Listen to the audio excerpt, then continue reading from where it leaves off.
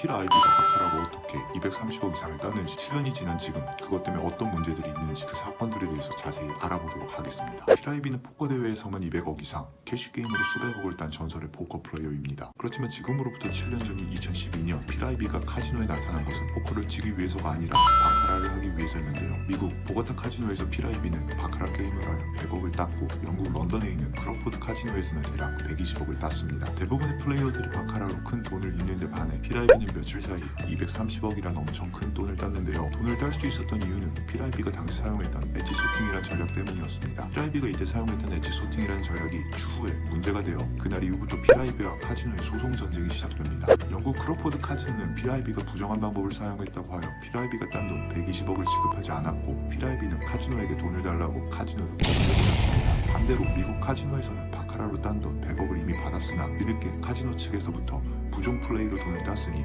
필아이비 보고 다시 돈을 돌려달라고 오히려 카지노로부터 고소를 받고 있는 중입니다. 필아이비가 230억을 딴 엣지 소팅은 도대체 무엇이길래 이렇게 문제가 되는 것일까요? 정식 합법 라이센스 취득. 모든 카지노 게임을 모바일, PC로 즐기실 수 있습니다. 가입 문의는 고정 댓글 확인.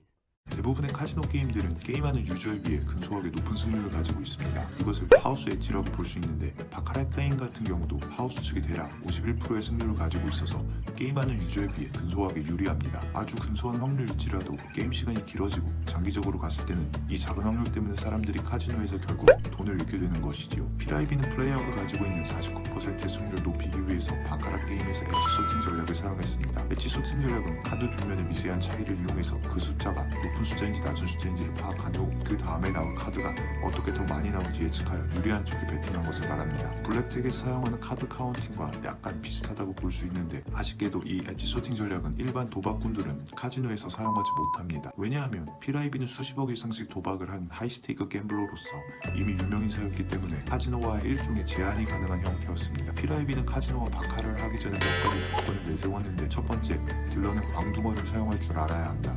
두 번째, 딜러는 셔플 머신이 아닌 핸드 셔플로 특정 방법으로 카드를 섞어야 한다. 세 번째, 카드 덱은 중간에 바꿀 수가 없다.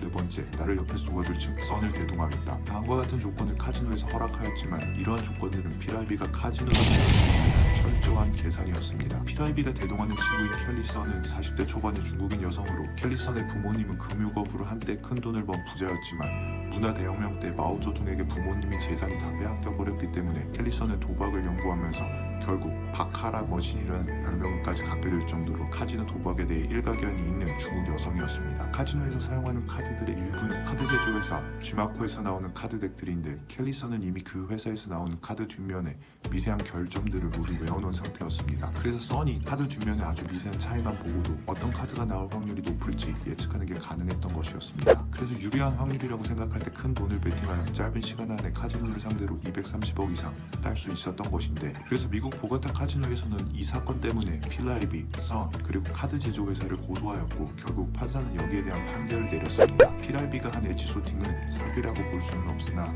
카지노에게 이긴 돈은 반환해야 한다고 판결되었습니다. 필아이비는 영국 카지노와도 이 문제 때문에 소송을 했는데, 영국 법원에서도 결국 영국 카지노의 손을 들어주었습니다. 필아이비는 여기에 대해서 항소하여 결국 영국 대법원까지 이 사건이 올라가게 되었고, 5년에 걸친 법정 다툼은 2017년 5명의 영국 판사들에 의해서 판결이 나게 됩니다. 바카라는 순수하게 운으로 하는 게임이고, 카지노 혹은 플레이어가 어떤 카드가 나올지 미리 알면 안 되는 게임이다. 필아이비가 한 행동은 계획적으로 카드를 예측하려고 했기 때문에 카지노는 필아이비의 돈을 줄 의무가 없다. 소송에서 패소한 필아이비는 결국 영국 카지노로부터 130억을 받지 못하였고, 미국 보가타 카지노에서는 오히려 100억을 돌려줘야 되는 상황이 되었습니다. 그렇지만 필아이비의 변호인들은 카지노에 지불해야 될 돈의 시기를 뉴저지의 재산이 없다는 이유로 계속해서 반환 시기를 늦추고 있었고, 2019년 2월 뉴저지가 아닌 라스베가스에 있는 필아이비의 재산으로 돈을 지불하려는 판결을 받았습니다. 필아이비가 라스베가스에 가지고 있는 자산 규모는 대략 1000억 이상으로 추정되고 있는 가운데, 해외 커뮤니티에서는 필아이비의 엣지 소팅 전략에 대해서 찬반 여론이 일어나고 있습니다. 필아이비의 전략을 부정행위로 보고 필아이비의 그간 명성과 도덕성에 대해서 의문을 제기하고 있는 사람들이 있는 반면, 어떤 사람들은 필아이비가 카지노를 상대로 승률을 높이기 위해서 만들어낸 그의 게임 전략이다라고 보는 사람도 있습니다. 아쉽게도 모든 소송에서는 필아이비가 패소했지만 앞으로도 그의 도박 여정은 끝나지 않을 것으로 보입니다.